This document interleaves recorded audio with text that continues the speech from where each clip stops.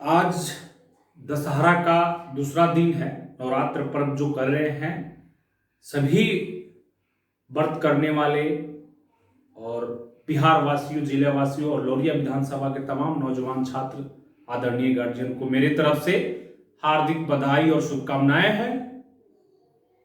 दोस्तों, काफी दिन के बाद आपके बीच में हम आज आए हैं और जो मुद्दा सबकी नजर में है और सबके नजर से दूर होते जा रहा है,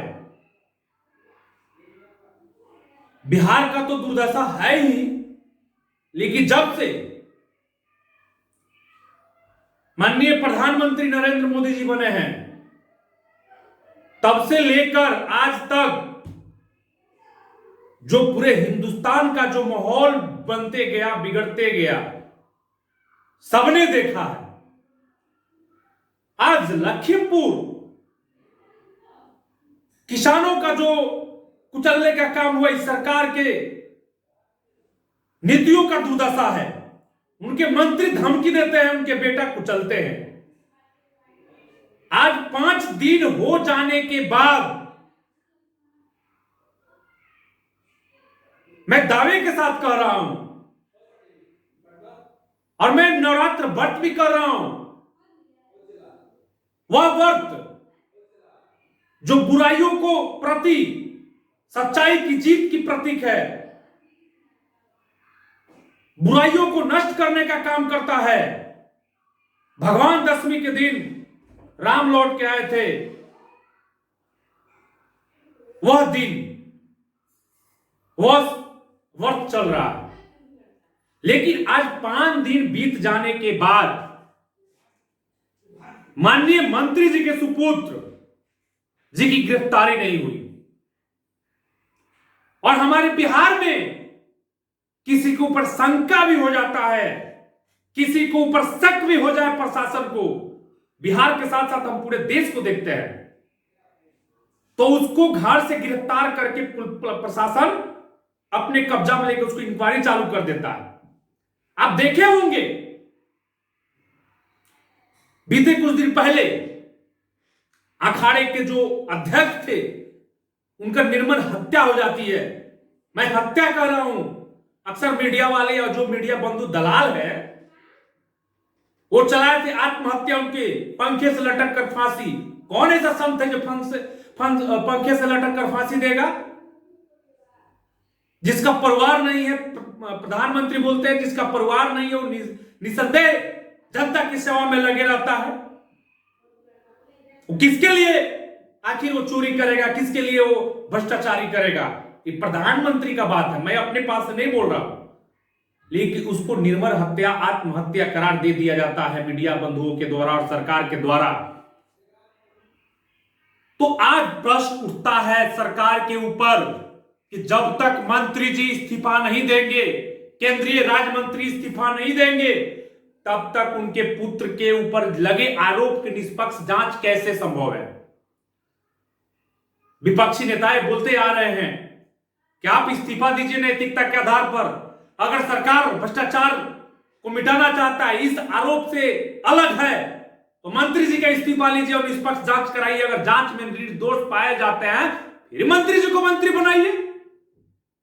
लेकिन जिस तरह से किसान एक तरफ आंदोलन करते समय जो विरोध प्रदर्शन करने का संविधान में हक है, उस हक के नाते काले झंडे दिखाने के लिए खड़े थे रोड पर, वहां पे हेलीपैड पर नहीं उतरती हेलीकॉप्टर, निराश होकर किसान शांतिपूर्ण तरीके से अपने घर जा रहे हैं और तब पीछे से आता है 3 गाड़ियों का रैली जिसमें उनके मंत्री जी के सुपुत्र भी बैठे हैं। हम दावे के साथ कर रहे हैं, लेकिन जांच होगा तो पता नहीं। वीडियो दिखा है, जांच एजेंसियों के जो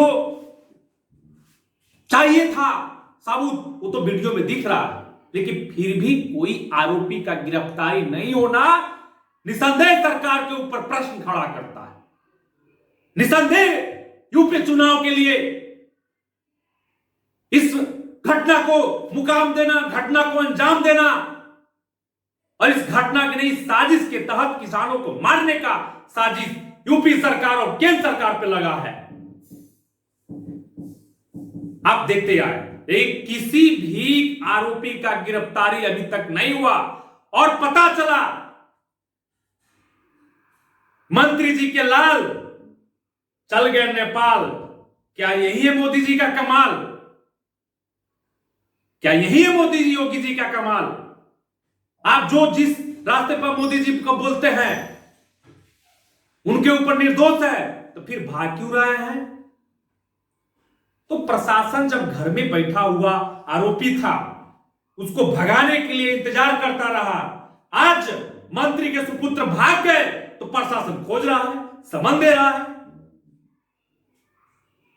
तो जब जब साथियों सरकार के ऊपर प्रश्न खड़ा हुए हैं, यह सरकार निसंदेह घिरी हुई है। और इनका मंशा आपने देखा होगा, मीडिया बंधु क्या चला रहा है। एबीपी का न्यूज मैंने देख रहा था कि पाकिस्तान, अफगानिस्तान, कौन कौन जो देश है भारत से बहुत पीछे हो गए पेट्रोल डीजल की बढ़ोतरी में। ये कौन सा न्यूज है? इसी न्यूज को हम दूसरे तरीके से चलाएंगे तो कितना हमारे जनता के ऊपर परफेक्ट पड़ेगा, प्रभाव पड़ेगा।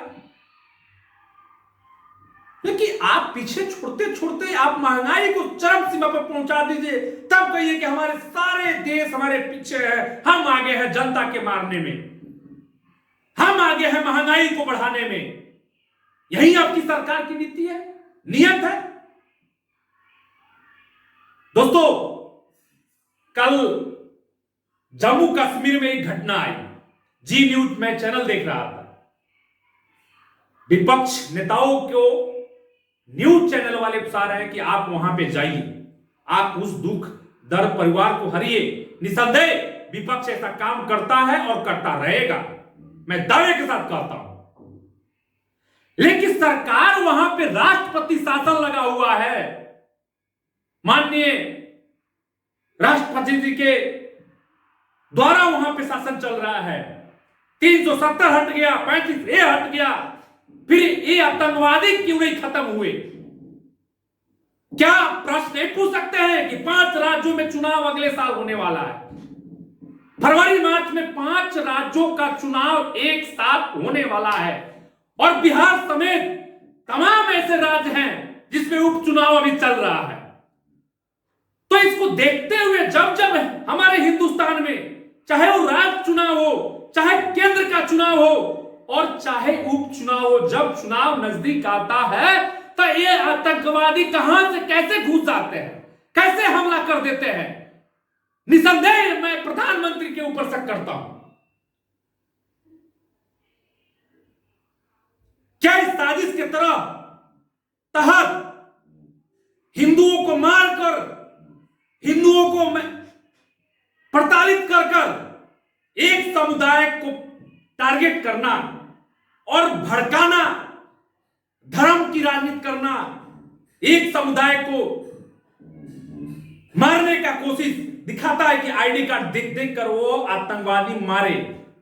तो मैं कहां बोल रहा हूं, जो आतंकवादी है कुत्ता, वो आतंकवादी है, चाहे किसी भी धर्म से हो, किसी भी जाति से हो, वो आतंकवादी है तो है। क्या लखीमपुर कांड में हिंदू नहीं मरा? उसके लिए जब प्रश्न पूछिए तो दूसरे पर आप आरोप लगाएंगे। एक का जांच सही हुआ नहीं, दूसरे का जांच चालू कर देंगे। अब निसंदेह वहां पे आपकी सरकार है।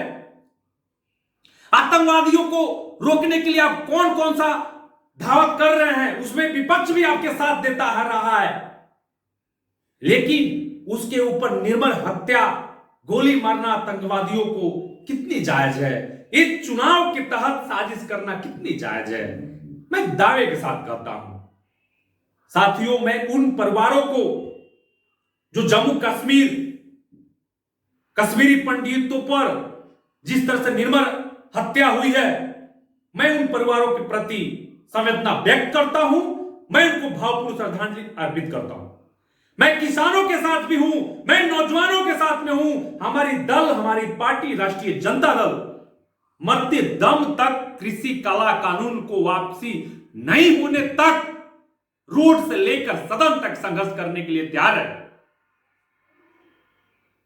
आज बिहार की परिस्थिति देखिए, यह नीतीश कुमार जी चोर उप मुख्यमंत्री हो या मुख्यमंत्री हो, हमारे पश्चिमी चंपारण जिले का उप मुख्यमंत्री है श्रीमती रेणु देवी, इनके क्षेत्र में नाबालिग से रेप होता है, हत्या हो जाता है मझवलिया में, लेकिन वह कांड सुर्खियों में नहीं आता है। उस परिवार की न्याय की बात ये लोग नहीं करते हैं। बगहा में निर्मम हत्या हो जाती है, गोली कांड हो जाता है, कोई मंत्री संतरी, प्रधानमंत्री, मुख्यमंत्री, चोर मुख्यमंत्री, मुंहचोर मुख्यमंत्री जवाब नहीं देते हैं।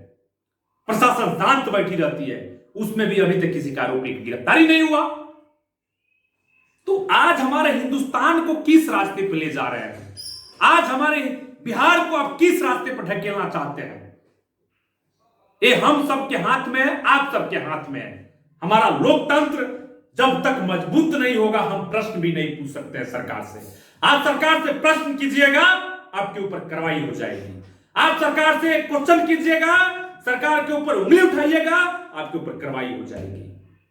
आप देखिए कोरोना काल में लेकर तमाम तरीके के जो आपदा आए, उसमें सोनू सूद ने क्या क्या तक नहीं किया, लोगों को मदद किया, उसके ऊपर कार्रवाई हो जाती है। महान टाटा अंबानी, मुकेश अंबानी के तहत 9,000 करोड़ का ड्रग्स पकड़ा जाता है। 9,000 करोड़ का ड्रग्स पकड़ा जाता है, उसके ऊपर चर्चा ये मीडिया वाले नहीं करते हैं। और चले जाइए शाहरुख खान के पुत्र थोड़ा सा ड्रग्स क्या ले लिए, उनके ऊपर जांच पे जांच हो रहे, होना चाहिए। छोटा सा भी गलती होता है, लेकिन आप छोटे से के लिए पूरा सिस्टम को लगा दिए उसके पीछे। और 9,000 करोड़ की जांच की प्रक्रिया आज तक मीडिया में आई नहीं। आप सभी लोग को पता नहीं होगा, अमर उजाला और दैनिक भास्कर में छपा हुआ था 9,000 करोड़ का ड्रग्स यही अडानी जी का पकड़ा गया था, लेकिन उसको पता नहीं सरकार क्या काम किया। पाकिस्तानी से आ रहा था, अफगानिस्तान देश से आ रहा था इनका माल। लेकिन क्या हम सवाल से प्रश्न पूछते हैं तो हमारे ऊपर इनकी कार्रवाई उचित है या अनुचित है? आपका फैसला, आपका जवाब हम जरूर सुनना चाहते हैं। तो दोस्तों मैं इतना ही कहूंगा। मैं काफी दिन के बाद आप सबके बीच में आया और जो हमारे दिल में चल रहा था, जो मन में चल रहा था, मैंने आपके ऊपर रखा। आज 42 जवानों को शहादत, 44 जवानों को शहादत का जांच अभी तक सामने नहीं आया। आपने देखा होगा पुलवामा हमला, उसका रिपोर्ट अभी तक नहीं आया। उसको पता नहीं चला कि वो ड्रग्स कहां से आए थे, वो आरडीएक्स कहां से आए थे, जो आतंकवादियों ने हमला कर दिया हमारे जवान के ऊपर।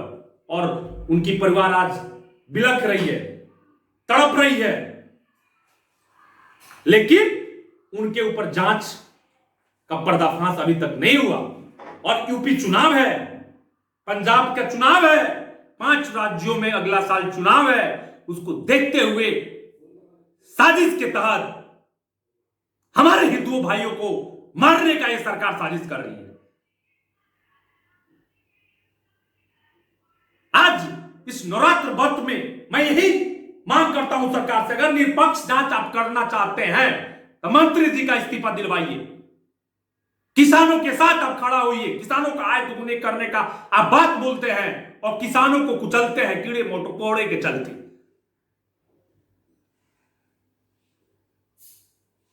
तो मैं यही आप सबसे प्रार्थना करता हूं कि आप लोग आवाज उठाइए। अगर आवाज भी नहीं आप उठाना चाहते तो कम से कम इस वीडियो को केंद्र सरकार तक पहुंचाने का कोशिश करें कि सरकार, मंत्री, मुख्यमंत्री, चारों तरफ से जब दबाव बनता है तब जाके आदेश दिए जाते हैं कि आप परिवार से, पीड़ित परिवार से मिल सकते हैं। पीड़ित परिवार से मिलने के लिए अगर हम जाएं तो हम गिरफ्तार होंगे, हमारे ऊपर आरोप लगेगा, हम भड़काने के लिए जा रहे हैं, हम सांत्वना देने जाते हैं तो हमारे ऊपर आरोप लग जाए। यही आज सरकार नीति नियत काम कर रही है। तो दोस्तों आप लोग के ऊपर है कि सरकार को क्या सबक सिखाने के लिए आप लोग तैयार हैं। अगर तैयार हैं तो इस साजिश का पर्दाफाश करने के लिए आप लोग आवाज बुलंद करें। और चाहे योगी सरकार हो, चाहे अखाड़े के साधु संत की मौत हो, चाहे कुछ लोग बोलते हैं छत्तीसगढ़ में, राजस्थान में होता है कांग्रेस सरकार में, मैं किसी सरकार की, मैं हमारे सरकार में बिहार में बन जाए, अगर अन्याय होता है, हिंदू हो, मुस्लिम हो, सिख हो, ईसाई हो, किसी के ऊपर अन्याय होता है, हम आवाज उठाएंगे, निष्पक्ष जांच की मांग करते हैं और करते रहेंगे।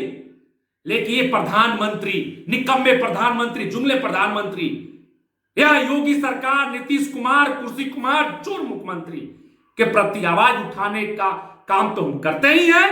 अगर हमारे नौजवानों को, साथों को, किसानों को, मजदूरों को साथ देते देते अगर मेरी आखिरी सांस भी आपकी काम आ जाए, तब इस सरकार के लड़ने के लिए तैयार है। मैं पश्चिमी चंपारण युवा राष्ट्रीय जनता दल के जिलाध्यक्ष होने के नाते सभी नौजवानों से मैं अनुरोध करता हूं कि आप लोग सोशल मीडिया पर टाइट होइए। जब तक किसानों के हत्यारा, गोडसे के औलाद सलाखों के पीछे नहीं होते हैं, तब तक हम लोग आवाज बुलंद करें और हमारे जो हिंदुस्तान की राष्ट्रीय नीति की बात करने वाले प्रधानमंत्री कुर्सी कुमार, नीतीश कुमार, डबल इंजन की सरकार, बिहार को चरम सीमा पर पहुंचाने वाले भ्रष्टाचार में नीति आयोग का क्या क्या रिपोर्ट आता है, नीचे से हमारा बिहार फर्स्ट करता है और उसके दोषी हमारे राष्ट्रीय जनता दल राष्ट्रीय अध्यक्ष लालू प्रसाद यादव जी को माना जाता है, जो 30 साल पहले की बात करना चाहते हैं। वो वर्तमान में आपकी सरकार का नियत और नीति क्या है, सिद्धांत क्या है, आप नौजवान को, आप युवा छात्र को क्या देना चाहते हैं, ये आपके ऊपर डिपेंड करता है। तो दोस्तों, इस वीडियो को ज्यादा से ज्यादा शेयर करें और किसानों को, वो कश्मीर पंडितों को, परिवार के प्रति न्याय हो, सरकार से मैं ये डिमांड करता हूं, मांग करता हूं। और माननीय मंत्री जी को, केंद्रीय राज्य मंत्री जी को इस्तीफा के लिए मैं सरकार से अनुरोध करता हूं। आप इस्तीफा दिलवाइए, जांच कराइए, अगर निर्दोष पाए जाते हैं फिर मंत्री पद उनको दीजिए, लेकिन जब तक उस कुर्सी पर बने रहेंगे उनका लाल के प्रति जांच निष्पक्ष नहीं हो सकता है। किसान, हाँ एक चीज मैं भूल गया आपसे बोलना कि एक तरफ सरकार के नीति गोडसे के औलाद, आरएसएस के गुंडे किसानों के मारते हैं, पत्रकारों को मारते हैं, मजदूरों को मारते हैं, और जो सरकार की तरफ से जो राहत देने का जो काम होता है उसका पोस्टर लगाया जाता है यूपी में। आप देखे होंगे कितनी शर्मिंदगी की बात है, कितनी गलत नीति है इनकी, कितनी दिमाग में गंदा भरा हुआ है कि आप हम किसी को सहयोग राशि भी दे दें तो उसका हम प्रचार लगाएंगे कि हम पीड़ित परिवार के लिए पूरे पोस्टर लगाएंगे, चुनाव, यूपी चुनाव में हमने मदद किया। ए भाई, तो आप ही का आदमी मारा, आप ही ने उसको मदद कर दिया, तो इसका प्रचार करिएगा। शोक संवेदना आज तक व्यक्त नहीं किए प्रधानमंत्री, चाहे नीतीश कुमार, मुख्यमंत्री योगी जी। किसानों की हत्या हुई, कश्मीर पंडितों की हत्या हुई, लेकिन किसी बड़े नेता ने इसके प्रति संवेदना व्यक्त नहीं किए हैं, जो कि निंदनीय है। नमस्कार दोस्तों, आप साथ दें, किसानों को साथ दें और किसान की आय दुगुनी करने की बात नहीं करके आप उनकी सच में आय दुगुनी करने का काम करें। कृषि कला कानून, तीनों कला कानून को वापसी करें और कश्मीरी पंडित के साथ साथ हमारे बिहार के बगहा से जो गोली कांड हुआ है, चाहे मझौलिया से नाबालिग से रेप कांड हुआ है, बिहार में भ्रष्टाचार चरम सीमा पर है, पूरे हिंदुस्तान में गुंडा राज चल रहा है, जुमलेबाजी का सरकार चल रहा है, इसको सबक सिखाने के लिए आप साथ आए, साथ दें। नमस्कार, जय हिंद, जय भारत, जय राष्ट्रीय जनता दल, जय पश्चिमी चंपारण।